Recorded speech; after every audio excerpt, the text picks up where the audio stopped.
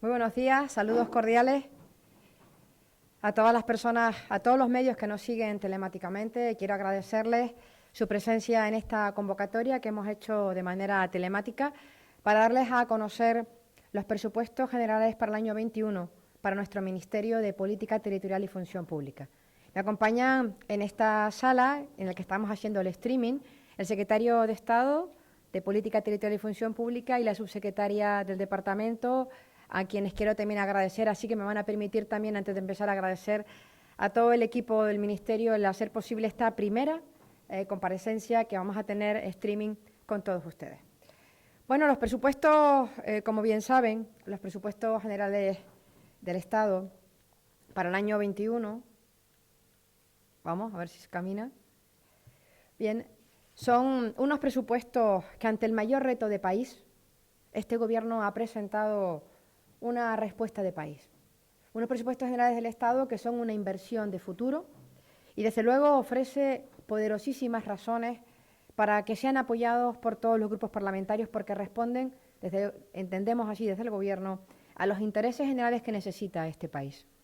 Son unos presupuestos, quiero decir, porque creo que es una realidad, demandados, deseados y también reclamados.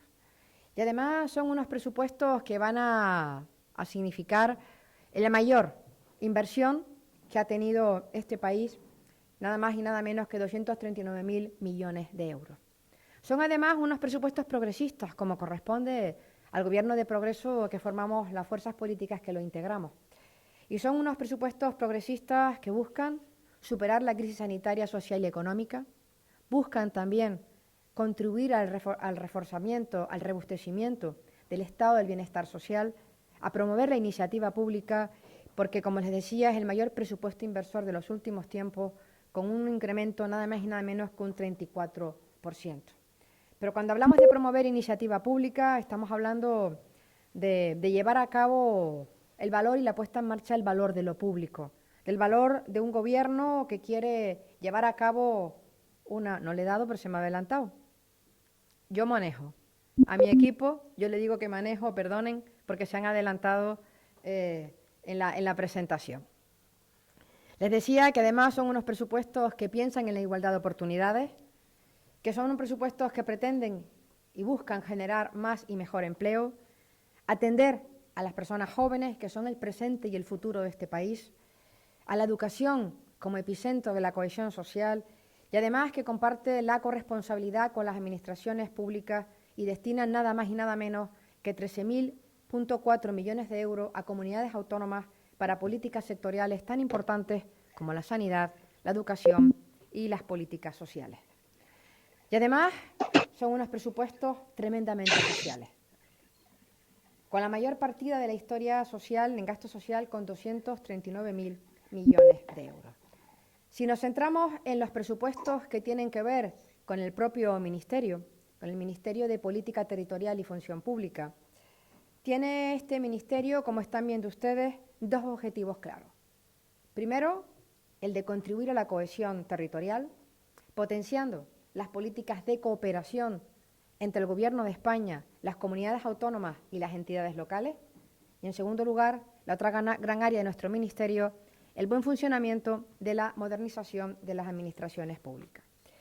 El presupuesto total, el presupuesto consolidado total del Ministerio, incluido transferencias internas, los propios fondos del Ministerio y los organismos autónomos que tenemos adscritos, asciende a un total de 2.509 millones de euros. Si lo comparamos con el presupuesto que teníamos anteriormente, hago un inciso, tenemos desde el año de creación de este Ministerio un presupuesto propio, como bien saben, los del año 18 estaban prorrogados y estábamos, digamos, coexistiendo con presupuestos atroces de distintos ministerios, si me permiten la expresión, y por tanto ya este es un presupuesto propio que tiene en cuenta pues todos los recursos que necesitamos para el desarrollo de las áreas de los objetivos que les acabamos de contemplar. Bien, si sumamos las partidas de distintos ministerios, pero que estábamos trabajando con la prórroga del año 18, supone con respecto a estos 2.509 millones de euros un incremento de 338 millones, lo que significa en términos porcentuales un 15,57%. Lo que vamos ya a entrar en lo que es nuestro propio ministerio, es decir, perdón, sin los organismos autónomos que tenemos adscritos, a lo que es el subsector Estado, tenemos que el presupuesto del Ministerio de Política Territorial asciende a la cantidad de 619,23 millones de euros.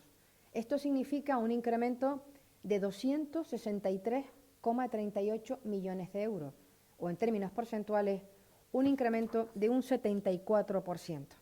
Verán que son cifras importantes, son cifras tremendamente relevantes, diría yo, en lo que tenga que ver con los presupuestos de este ministerio si echamos una vista atrás en años anteriores. Y es un presupuesto que incrementa en esta cantidad, nada más y nada menos que en 263 millones de euros, como consecuencia del Plan España Puede. Eso es una gran parte, por no decir la mayor parte, o la parte más significativa de este presupuesto. Es un presupuesto que reside en ese plan de recuperación, transformación y resiliencia que presentó, como bien saben, el presidente Sánchez el pasado 7 de octubre, y es el instrumento, el plan nacional con el cual vamos a acceder o pretendemos acceder al Fondo de Recuperación Europeo para el periodo 21-23. Bien saben también ustedes que este plan se articula en torno a 10 políticas palancas, 10 políticas tractoras, para incidir directamente en aquellos sectores productivos con mayor capacidad de transformación. Bien, la cuarta política tractora es promover una administración para el siglo XXI. Que aquí entra de lleno nuestro presupuesto del Ministerio de Política Territorial y Función Pública, para actuar como motor de cambios tecnológicos y que incluye, y ya lo comparto con ustedes y lo damos a conocer, un plan de modernización de las administraciones públicas mediante la digitalización de los servicios y la mejora y la eficacia de los mismos.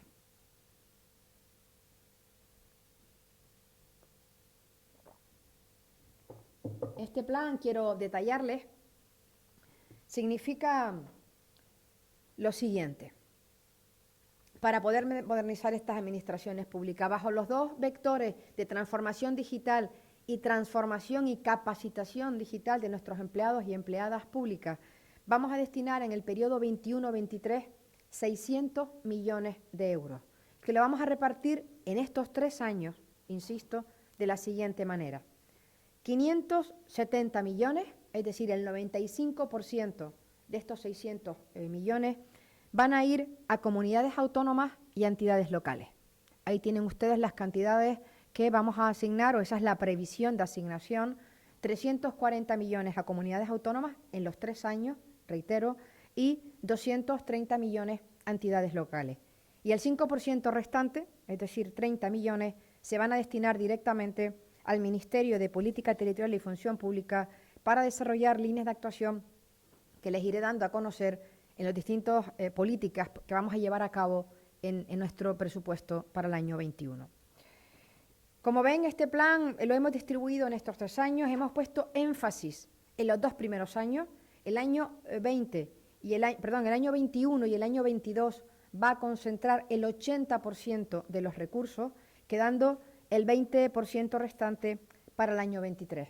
Tenemos un programa presupuestario nuevo, que es el programa que va a pivotar y articular y a residenciar estos fondos, y desde luego lo que significa o lo que representa esta distribución de fondos para el año 21, he dicho que estaba distribuido a lo largo de los 3 años, de estos 600 millones para el año 21, tenemos 228 millones de euros de transferencia, capítulo 7 principalmente, 92 millones para entidades locales, 136 millones para comunidades autónomas y 11 millones para actuaciones propias del Ministerio dentro de este plan de transformación, recuperación y resiliencia.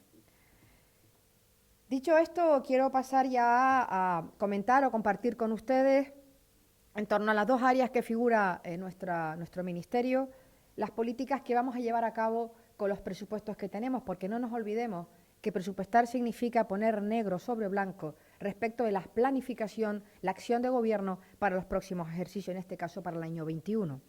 Bien, en lo que a política territorial se refiere, desde luego la intención y el objetivo del Ministerio es impulsar el sistema de cooperación entre la Administración General del Estado y las administraciones públicas.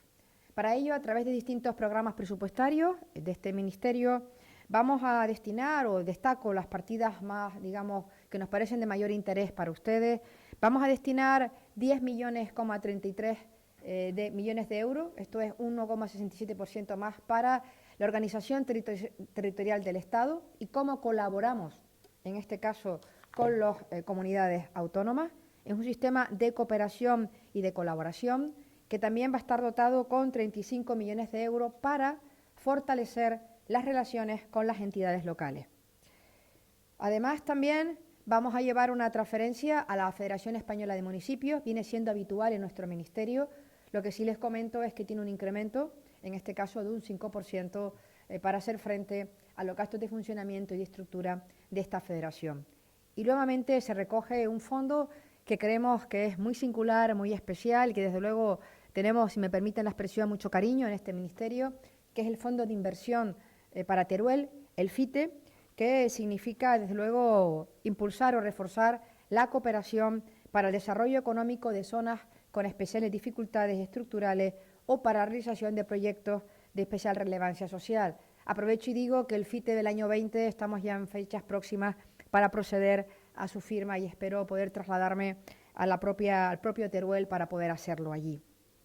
Y también yo creo que es muy importante comentar que este ministerio, en el área de política territorial, vamos a reforzar lo que tiene que ver con la Administración General del Estado en el territorio.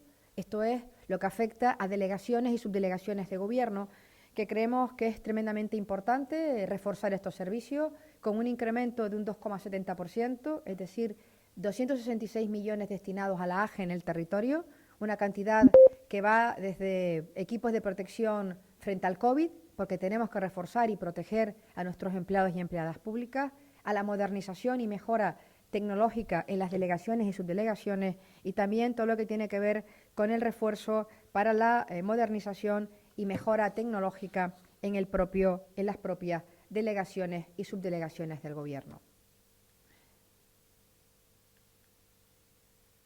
¿No va? Ahora. Nos vamos ya a la otra área importante del Ministerio, el área de función pública. Contempla el incremento retributivo del 0,9 en lo que se refiere a nuestro presupuesto, al presupuesto del Ministerio de Política Territorial y Función Pública, en un reconocimiento claro que quiere hacer el Gobierno al esfuerzo y al compromiso de los servidores públicos. Pero también hay una importante cantidad de recursos destinadas y enlaza en este caso con las líneas de actuación del Plan España Puede en lo que se refiere a nuestro ministerio, el 5% de recursos que le anuncié al principio de mi intervención, destinadas al talento digital, a la digitalización y a las herramientas y el refuerzo para los registros electrónicos, a la plataforma digital de accesibilidad ciudadana y a la modernización de las gestiones de modernización de recursos. En definitiva, a impulsar las reformas que entendemos requiere nuestra Administración General del Estado para atender a las demandas y a los requisitos que establece nuestro siglo XXI, y el poder llevar a cabo una administración del siglo XXI y enlazarlo y conectarlo con estos fondos europeos, donde va a ocupar un papel, también diría yo, muy importante, la digitalización de los procesos y de los procedimientos. Creo que es muy importante, tenemos que ser capaces de avanzar, ese es el reto que tenemos por delante, la digitalización del aprendizaje y la formación y el diseño de un plan para llevar a cabo la formación para el teletrabajo. Como saben ustedes, recientemente hemos aprobado una modificación del EBEP, del Estatuto Básico del Empleado Público, en el que regulamos el teletrabajo. Creo que todo lo que avancemos en innovación para el aprendizaje, para la formación y para la formación también del teletrabajo va a ser tremendamente importante. También ocupa un lugar destacado, y me lo he saltado, pero se los digo, el impulso a la gobernanza pública con el cuarto plan de gobierno abierto, que saben que hemos aprobado recientemente la pasada semana, un cuarto plan en el que, si hay ocasión, me gustaría comparecer ante todos ustedes para dárselos a conocer con detalle. Ha sido un hito inédito la participación que ha tenido para la configuración de este plan y creo que merece un lugar destacado, y espero poder hacerlo en fechas próximas, una comparecencia específica con todos ustedes para darles a conocer los detalles del plan y los procesos de elaboración del mismo. Creo que podemos pasar ya a otro capítulo importante, que es el del INAP. Te voy a darle para atrás, que lo tenía ya hecho. A ver, aquí está. El INAP es nuestro Centro Nacional de Administración de Formación de los Empleados y Empleadas Públicas. Desde luego es un centro que tiene una capital importancia en todo lo que se refiere a la formación y a la capacitación de nuestros empleados y empleadas públicas. Está dotado con 96 millones, 95,8 millones de euros, tiene un incremento de un 9,32%. Tiene que ver este incremento con una aportación de 3 millones de euros para hacer frente a las nóminas de los empleados en prácticas que se van a incorporar como consecuencia de las OPEs del año 19 y del año 18 y del año 19, de las ofertas de empleo público. También tiene que ver con algo que hemos puesto en marcha hace relativamente escaso tiempo y que lo dimos a conocer ante todos ustedes, la descentralización de las pruebas a través de la UNED. Quiere decir que cualquiera persona que quiera presentarse a una oposición de la Administración General del Estado no tiene que venir a Madrid a hacer las pruebas y que a través de los distintos centros territoriales de la UNED puede presentarse. Una descentralización, o lo que es lo mismo, es acercar el Gobierno de España, la Administración General del Estado, a la ciudadanía, para igualar oportunidades para el desarrollo de todas sus capacidades. Y también tiene que ver este incremento con, digamos, también la modernización del Plan España Puede, con un proyecto tremendamente atractivo que es el Hiperaula y que ya también le daremos a conocer de manera pormenorizada, porque creo que lo que estamos aquí presentando podía tener un desarrollo específico monográfico de comparecencia, pero estamos dando, digamos, los trazos, las líneas generales para todos ustedes. Y ya nos iríamos a lo que es el mutualismo, la MUFASE. Este mutualismo, este programa tiene también un incremento importante que asciende a 302 millones de euros, esto es un 8% más, que tiene que ver con la asistencia sanitaria administrativa, con la mejora en la atención a nuestros mutualistas y también con el proceso de modernización que queremos acometer también como consecuencia o gracias al plan de modernización de España Puede, para impulsar un plan estratégico de la MUFASE, la receta electrónica y la oficina virtual que facilite el acceso y, de luego, el acceso a las prestaciones de MUFASE a todos los mutualistas. En definitiva, yo creo que también es importante compartir con ustedes otro aspecto de nuestro ministerio, que es verdad que lo lleva a cabo un órgano independiente, el Consejo de la Transparencia y Buen Gobierno, pero que presupuestariamente depende de nosotros, solamente en eso, porque es un órgano, repito, independiente, y aquí con esta cantidad de dinero vamos a impulsar también, como les decía antes, las acciones que contiene el cuarto plan del Gobierno abierto para impulsar la gobernanza y la rendición de cuentas, y también un incremento del presupuesto del Consejo de Transparencia y Buen Gobierno en un 5,75% para que pueda llevar a cabo sus acciones. Hasta aquí, digamos, que les he querido presentar el equipo que conforma este ministerio, digamos, los grandes trazos, las grandes líneas de este presupuesto, un presupuesto que junto con el de este Gobierno y el de este ministerio nos da un horizonte de país que nos da esperanza para mirar al futuro. Es verdad que vienen tiempos difíciles, pero es verdad que para un reto de país necesitamos presupuesto de país y este es una respuesta de país que da alcance y, desde luego, da proyección a lo que tenemos por delante. Muchas gracias y yo, sin más, me someto a las preguntas que quieran hacer y, si les parece, les invito a que el secretario de Estado y la subsecretaria me acompañen en esta ronda de preguntas. Gracias a todos los medios de comunicación que asistís a esta primera rueda de prensa telemática desde el Ministerio de Política Territorial y Función Pública. Para preguntar a la ministra han pedido la palabra varios periodistas. Vamos a comenzar por Miguel Valverde, del diario Expansión, y se prepara Paula Izquierdo, de la agencia de noticias Europa Press de la sección nacional. Buenos días, ministra. Buenos días a todos. Tengo dos preguntas solo. Quería preguntarle, ministra, ¿qué opina usted de que el gobernador del Banco de España censure la subida de 0,9% del salario de los funcionarios que dijo ayer en el Congreso de los Diputados, junto a la subida de las pensiones? Y la segunda pregunta es si podía explicarnos en qué consiste el acuerdo con el Gobierno vasco de traspasarle la gestión económica de la Seguridad Social. ¿Va a poder el Gobierno vasco recaudar las cotizaciones sociales, subirlas o bajarlas y pagar las pensiones y aumentar las pensiones por su cuenta? ¿No es eso, si es así, no sería eso romper la caja única de la Seguridad Social?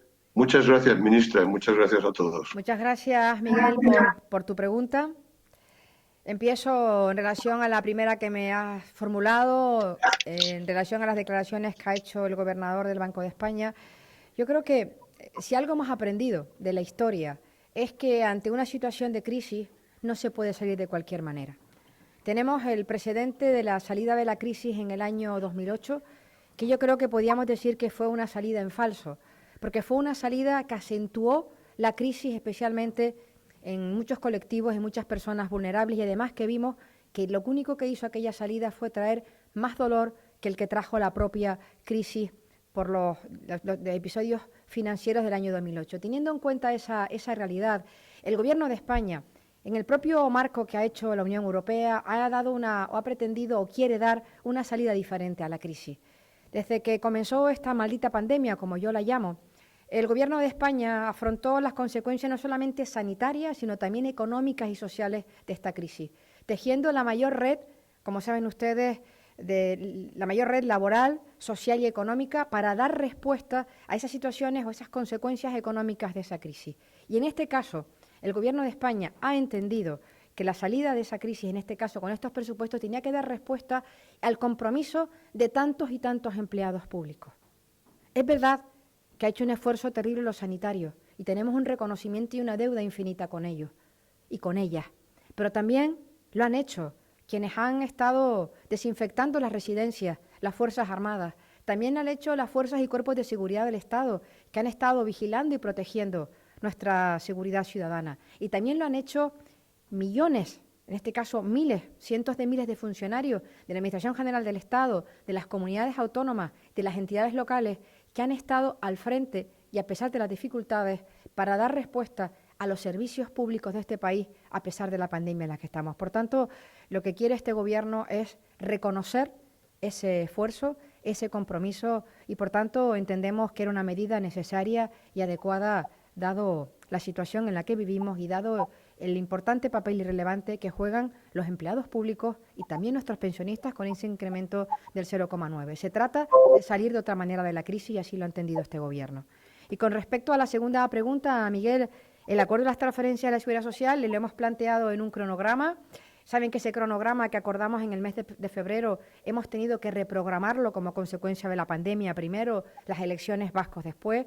Ya hemos hecho efectiva 3 transferencias que las firmamos en la última semana del comienzo de las elecciones en el País Vasco, de la celebración de las mismas, y ahora estamos pendientes de que el nuevo cronograma que le hemos mandado al País Vasco, pues ya nos han aceptado el mismo y por tanto lo que estamos trabajando es en una metodología respecto al cronograma que le hemos presentado y que es conocido también, y cuando llegue cada transferencia la abordaremos. En este caso la Seguridad Social también, pero sí le puedo decir algo, que en ningún caso se va a romper la caja única. Gracias, Miguel. Tiene la palabra Paula Izquierdo, de Europa Press Nacional, y se prepara Javier de Antonio, del diario La Razón. Hola, buenos días. El presidente Sánchez anunció que las conferencias de presidentes serían mensuales. Yo quería preguntarle, ministra, si ante la evolución del virus y las medidas adoptadas por las autonomías se plantean adelantarse a ese plazo y, en ese caso, si nos puede detallar y concretar alguna.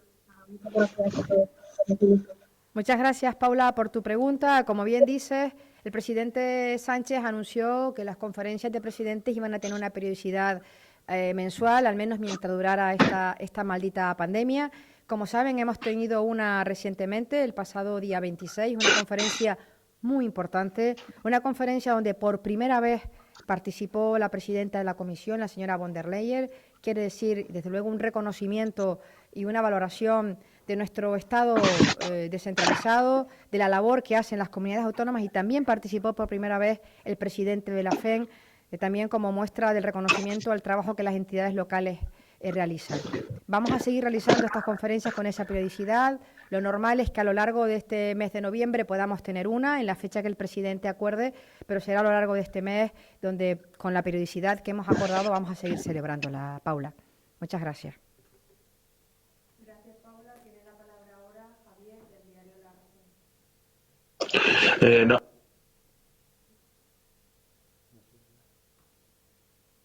Javier, perdona, no te escuchamos.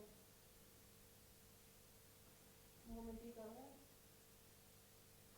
Hola, ¿me oís ahora? Ahora sí.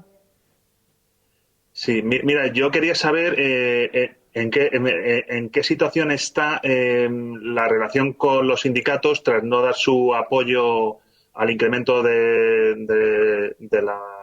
la plantilla y si en algún momento se han planteado llegar a las cifras que ellos piden.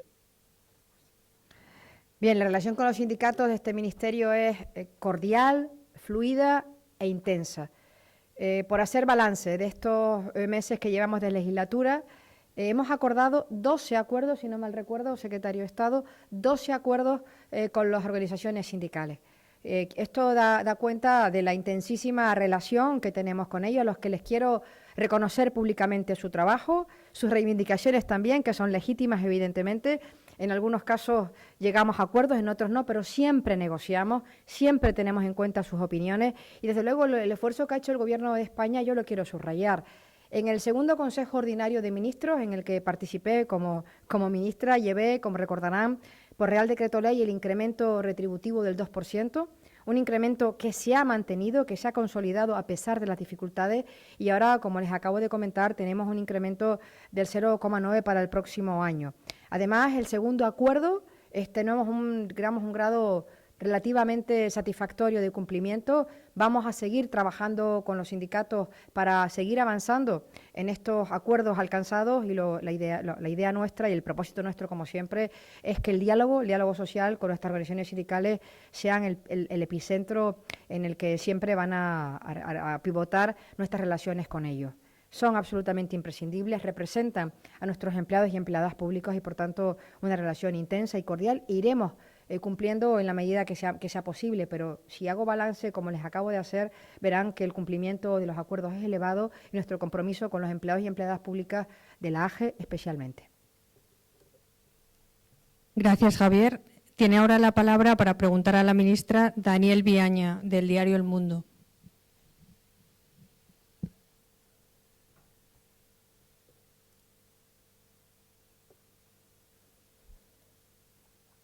Hola, muy buenas. ¿Me escuchan? Ahora sí.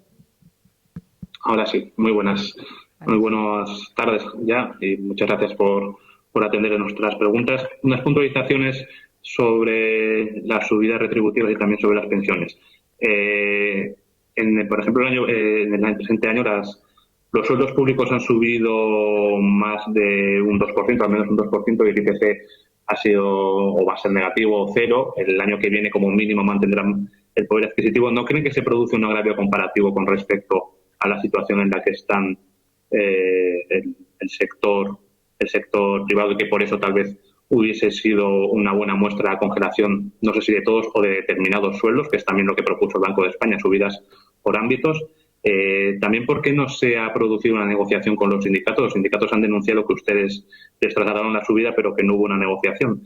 Y, por último, en el acuerdo con el País Vasco sobre las pensiones, supone que será efectivamente el País Vasco quien abone las pensiones y que los pensionistas recibirán un abono o una carta con el membrete del País Vasco. Gracias. Gracias, Daniel, por tus preguntas. Con respecto al tema de pensiones, lo que dije antes, Daniel, todavía no hemos empezado a abordar ese traspaso de competencias, por tanto, entiende que es que ni tan siquiera nos hemos sentado a hablar de eso. Ahora estamos tras la presentación del nuevo cronograma, estamos en la metodología para llevarlas a cabo, en plena negociación con el Gobierno vasco, una buena negociación que es cordial y fluida y que cuando abordemos esta transferencia lo haremos. Yo sé que hay interés, pero el timing es el timing, quiero decir, ahora no estamos en ese tiempo procesal, si me lo permite. En relación al incremento retributivo de las pensiones, yo creo que es absolutamente necesario. Las personas mayores en este país han sido uno de los colectivos, como acabo también de manifestar el ministro Escrivá, más golpeados por esta crisis y, por tanto, el Gobierno de España lo que hace es responder a esa situación, tanto en las pensiones como especialmente las no contributivas, que incrementan más, en torno, si no recuerdo mal, el 1,8%. Con respecto a la subida de los empleados públicos, contesté antes en relación a las preguntas que me había hecho Miguel, pero la vuelvo a reiterar, porque desde luego este Gobierno lo que quiere es reconocer ese esfuerzo y además también tenemos que verlo en un contexto más amplio, en donde presupuestos del Partido Popular significaban o eran igual a recortes Y también fueron recortes importantes en materia de los empleados públicos. Y ahora hemos entendido que con el segundo acuerdo, que es verdad que también arranca del Partido Popular, lo tengo que reconocer para ser justa, me parece que es importante y coherente, hemos ido cumpliendo escrupulosamente esos compromisos. Y eso ha ido significando una recuperación paulatina del poder adquisitivo perdido en los años anteriores. Creo que también es justo reconocerlo, ¿no? El esfuerzo que en su momento hicieron los empleados y empleadas públicas, el trabajo que desempeñan con su gran profesionalidad, el trabajo singular en condiciones de dificultad que han desempeñado y siguen desempeñando durante esta pandemia, y ese es el reconocimiento que ha querido hacer el Gobierno de España. Y en relación a la negociación con los sindicatos, seguimos negociando, Daniel. Hablar de 12 acuerdos, 12, 1, 2, yo no pronuncio la C, 12 acuerdos en esta legislatura creo que indica un nivel importante. Entre ellos, quiero recordar, que sin duda alguna me lo recordará el secretario de Estado y la subsecretaria, el encuadramiento del personal laboral. Era un tema que teníamos, lo tengo que decir, estaba atascado, tenía su dificultad, pero no sin esfuerzo a todo el equipo del Ministerio, lo tengo que reconocer, y también a los equipos negociadores de los sindicatos, especialmente quienes firmaron el acuerdo con nosotros, Comisiones Obreras, UGT y CESIF, de un acuerdo, un encuadramiento, Comisiones no lo firmó, reitero, perdón, CESIF y UGT, es verdad que CESIF y UGT, gracias secretario por rectificarme, que abarca a 34.000 personas laborales de la Administración del Estado. 34.000 se han beneficiado por ese encuadramiento en los tiempos que estamos. Encuadramiento que significa también un añadido económico, evidentemente, pero reconoce que equipara al personal laboral con las categorías profesionales que salen de los títulos de formación profesional también. Digamos que es importante el esfuerzo, o la regulación del teletrabajo, o todas y cada una de las resoluciones que el secretario de Estado ha venido sacando para acompasar la prestación de los servicios públicos con la debida garantía y la protección de la salud de nuestros empleados y empleadas públicas durante toda la etapa de la pandemia. Recuerden aquellas resoluciones del 10 y del 12 de marzo que, sin estar todavía declarado el estado de alarma, nos han servido porque nos anticipamos con mucha previsión a todo lo que iba a suceder, y han servido esas dos resoluciones para hacer toda la travesía, digamos, en la parte más dura de la pandemia. Y después las sucesivas resoluciones ya hacia la nueva normalidad, que son las que están, desde luego, en estado vigente y han servido. Por tanto, 12 acuerdos con los sindicatos, yo creo que es un porcentaje tremendamente alto, difícilmente igualable, Daniel. Gracias, Daniel. Aunque no la vemos, creo que está por ahí Lorena Herbaz, de Europa Press, de la sección de Economía, que también quería preguntar.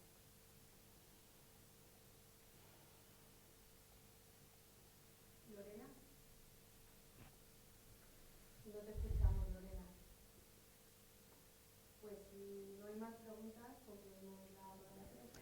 Pues nada, muchísimas gracias, directora. Gracias a todos ustedes por habernos seguido. Gracias al equipo, es la primera, perdonen que lo haga, pero es verdad, es la primera vez que hacemos una streaming en el Ministerio. Ha sido un esfuerzo importante, pero ya estamos plenamente adaptados a la normalidad que nos exige esta pandemia. Y gracias a todos ustedes por estar aquí, por las preguntas y por habernos escuchado en esta comparecencia. Gracias y saludos cordiales.